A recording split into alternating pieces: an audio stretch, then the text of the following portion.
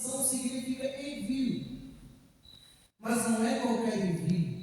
É um envio com propósito, com o objetivo de executar alguma tarefa. Um policial, quando ele vai fazer missão, no caso ele está indo prender alguém. Ele está cumprindo a sua missão. Então, quando o missionário sai para fazer missões, o objetivo dessa obra é cumprir a ordem daquele que enviou. E quando nós fazemos missões, quando nós ajudamos, colaboramos nas missões, nós estamos ajudando a cumprir a ordem do Senhor Jesus Cristo, que disse: ide por todo o mundo e pregai o Evangelho a toda criatura. E é importante nós pensarmos nisso, porque todos nós que estamos aqui fomos alcançados por missões. Nenhum de nós vai dizer assim: eu não fui alcançado por missões. Todos fomos alcançados por missões. E nós podemos entender que missões também é um estilo de vida, é uma forma de viver.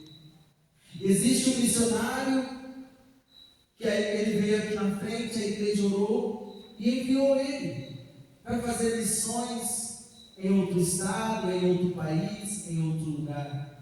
Mas também existe um cristão como nós, que ainda não fomos enviados. Afinal, tem a irmã que já foi enviada também. Mas mesmo assim, antes de ser enviado, todos nós somos chamados a testemunhar de Cristo, a evangelizar, a falar de Cristo pelas ruas, a anunciar que ainda há esperança, anunciar que ainda há salvação e que ainda há oportunidade, que o navio ainda não afundou.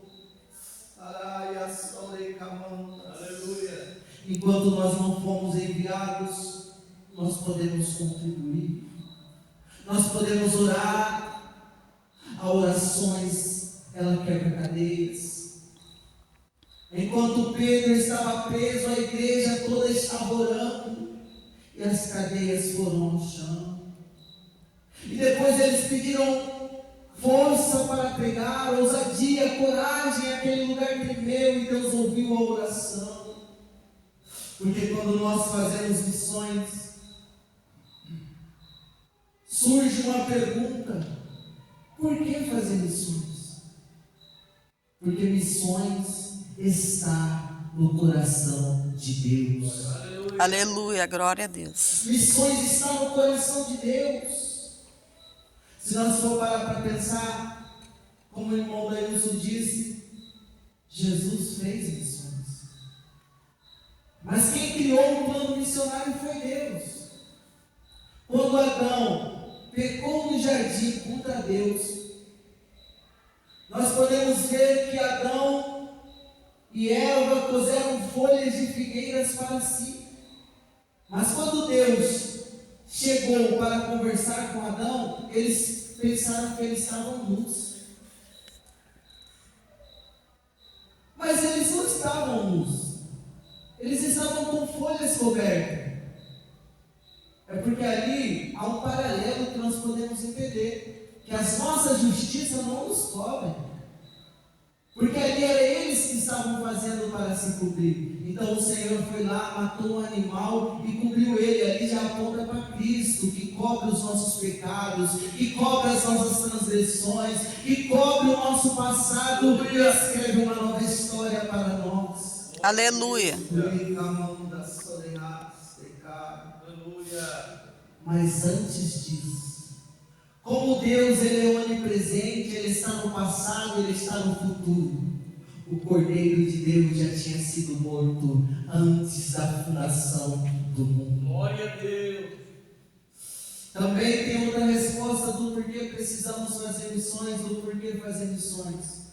Porque tudo que nós fazemos hoje tem um impacto na eternidade. Irmã, a senhora não sabe o impacto que já causou na eternidade, mas lá nós saberemos. Tinha um homem chamado Mike Stiles. Ele estava em um país e ele chegou num homem chamado Bazanca. E ele disse para ele assim: você quer aceitar Jesus? ele disse: eu quero. Mas antes, deixa eu te contar uma história. Está vendo essa Bíblia? Faz de conta que é uma Bíblia. Está vendo essa Bíblia? Ele falou: sim. Meu irmão recebeu ela na Arábia Saudita. Ele disse assim: na Arábia Saudita não tem muitas Bíblias. Uau! E lá ele é perseguido. Pois é. Ele pegou essa Bíblia e enviou para meu outro irmão lá no Iraque, outro país. É a mesma Bíblia. E esse aceitou Jesus, enviou para o pai e a mãe lá no Nepal, em outro país. E essa Bíblia chegou até ele. Os pais e a mãe falaram: ó, nós lemos a Bíblia, aprendemos sobre Jesus e nós queremos que você também seja cristão. Então ele começou a ler a Bíblia.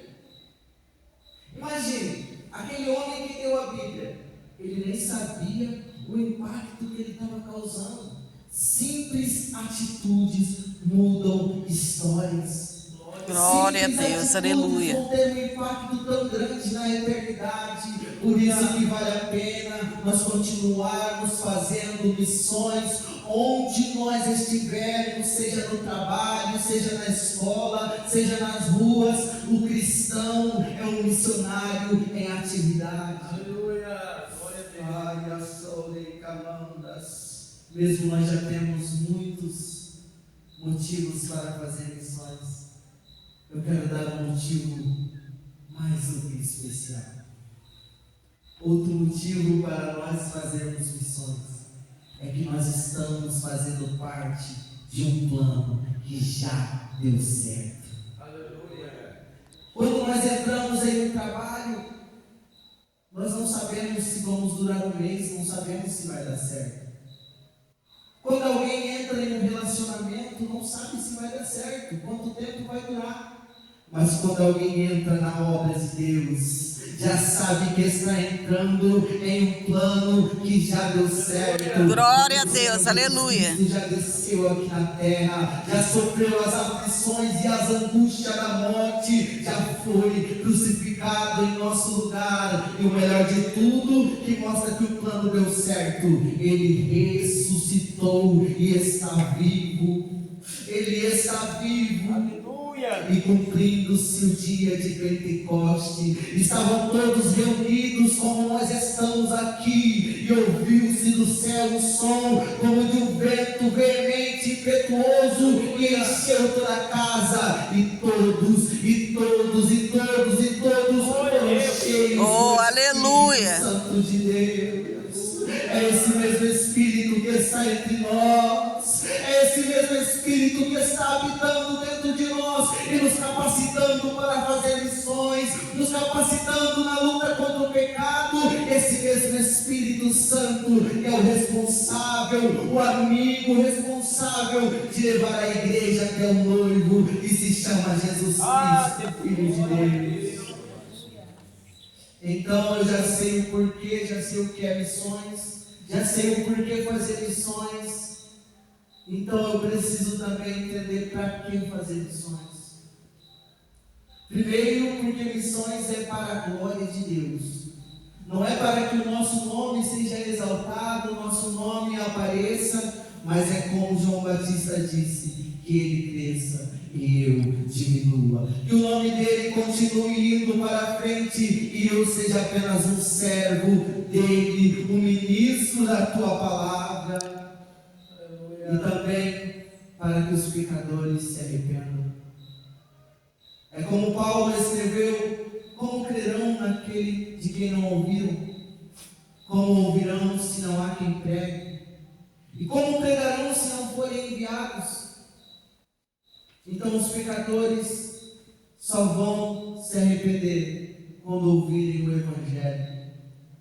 Eles só vão descobrir para onde estão indo quando ouvirem o Evangelho. E se nós for parar para pensar, quando nós estamos em uma roda, em um lugar que não seja na igreja, e a cada 10 pessoas que estão ao nosso lado, provavelmente 7 pessoas não são cristãs. Se nós estivermos em uma roda de amigos, ou na escola, ou no trabalho, provavelmente só nós seremos o cristão no meio deles. Eles nem sabem para onde estão indo. Isso nos assusta. Isso me assusta. Nós percebemos que nem os cristãos hoje em dia não querem mais vir à igreja, quanto mais aqueles que estão de fora. Então isso nos assusta, porque nós precisamos fazer missões. Porque em Mateus capítulo 7, Jesus disse sobre a porta estreita e a porta larga. Que a porta larga são muitos que passam por ela. E a estreita não são poucos que passam, são poucos que a encontram. São poucos que encontram. Muitos não passam porque não encontram. Mas que bom que nós que estamos aqui esta noite encontramos essa porta estreita. Aleluia. E podemos passar por ela e chegar nas mansões celestiais. Então eu já sei o que é missões. Por que fazer missões? Para que fazer missões? Então agora eu aprendo onde e quando fazer missões. Um lugar. Onde é o lugar? Jesus disse: grande é a seara, e poucos são os ceifeiros. Muitas são as pessoas que estão padecendo, irmão. Muitas são as pessoas que estão morrendo sem Cristo. Mas poucos são aqueles que estão disponíveis a ir e anunciar o Evangelho que liberta, o Evangelho que transforma, que cura, que salva e que pega o mais vil pecador e leva ele para morar no céu. Esse Evangelho que nós fomos alcançados. E uma boa notícia é que sempre quando nós vamos em algum lugar para pregar o Evangelho, para testemunhar, ou para fazer algo que Deus esteja nos mandando, sempre vai ter alguém esperando. Sempre vai ter alguém esperando uma mensagem de Deus. Sempre. Sempre vai ter um coração esperando uma palavra de Deus. Sempre. Sempre vai ter alguém. Quero aproveitar o momento e contar um testemunho. Certa vez eu fui no trabalho da minha mãe ali na UPA e eu estava com uma balinha no meu bolso. Eu ainda não era casado e tinha uma senhora perto da minha mãe e eu falei para minha mãe: mãe, a senhora quer uma balinha? E perguntei para a senhora que estava do lado dela: a senhora quer uma balinha? Aí quando eu olhei para ela, eu falei: para adoçar a vida. Aí Deus começou a revelar. Porque quando você começa a fazer algo que você pensa que é simples, mas para Deus não é simples. Ele começou a revelar. Eu disse para aquela mulher: o Senhor está hoje fechando a sepultura na sua vida. Ele está quebrando o laço de morte. E saí. Depois minha mãe falou: meu filho, aquela mulher que você falou aquilo para ela, a hora que eu estava falando, ela estava chorando. Aí ela falou assim: aquela mulher que você falou aquilo para ela, ela estava acabando de falar que tinha tentado se jogar da ponte, mas não tinha conseguido. Como é bom nós se colocar à disposição do Senhor. Aleluia. Quando sair, diga: Senhor, o que o Senhor quer que eu faça? Senhor, mostra para mim. E Deus mostra. Porque aquilo que está oculto aos nossos olhos, aos olhos do Senhor estão patentes, porque os olhos dele são como chama de fogo, contemplando os bons e os maus. Então nós entendemos que o lugar sempre será aqui. Aqui. Onde nós estivermos, o lugar sempre será aqui. E o tempo? Quando é o tempo? O título diz: missões. O tempo que não pode esperar, missões não pode esperar. Então o tempo sempre será agora. Sempre que Jesus chamava alguém, ele sempre dizia: agora, vem, segue-me. Porque o arrebatamento da igreja está perto. Muitos não creem, mas o arrebatamento da igreja está perto. E que bom que nós que estamos aqui, nós cremos e nós aguardamos o arrebatamento do Senhor. Aleluia. Sempre quando Jesus chamava alguém, ele dizia: agora. Certa vez um homem disse para o Senhor Jesus: Jesus, eu quero te seguir, mas deixa primeiro eu enterrar meu pai. E Jesus disse para ele: deixa os mortos enterrar os seus mortos, mas tu vai e prega a palavra. Olhando assim, nós vamos pensar, Jesus foi um pouco insensível. Ele nem ligou para a dor daquele homem. Mas se nós formos analisar o contexto, é bem provável que o pai daquele homem nem tinha morrido. Ele estava querendo dizer, Jesus, eu quero te seguir, mas primeiro eu tenho que esperar o meu pai ficar doente, o meu pai morrer, meu pai partir, para eu abandonar tudo para te seguir. Mas Jesus estava dizendo, missões não pode esperar, missões é para agora. Às vezes nós dizemos, Senhor, eu quero fazer missões, mas tenho que esperar meu filho crescer. Senhor, eu quero fazer missões, mas eu tenho que estar com uma boa conta para poder sair pelo mundo. Mas o Senhor está nos dizendo, vai e prega a minha palavra, vai e anuncia o meu nome, porque eu já Glória a Deus, aleluia. Santo, já estou te capacitando e estou derramando poder sobre a sua vida hoje, te diz o Senhor Jesus. Glória a Deus. Araia solei camão da solei. Aleluia. E para terminar, Glória a Deus. Jesus disse, depois de conversar com a mulher samaritana e ela ter um encontro com Jesus e mudar toda a sua vida, ela foi e anunciou aos samaritanos que encontraria o Messias, que encontrou o Messias. E aquele povo veio só para conhecer, porque ouviu falar. E depois que o povo conheceu ele, quando o povo vinha, Jesus disse para os discípulos, não dizeis vós que ainda falta 4 meses para a colheita, pois eu vos digo que os campos já estão brancos. Os campos já estão brancos para a colheita.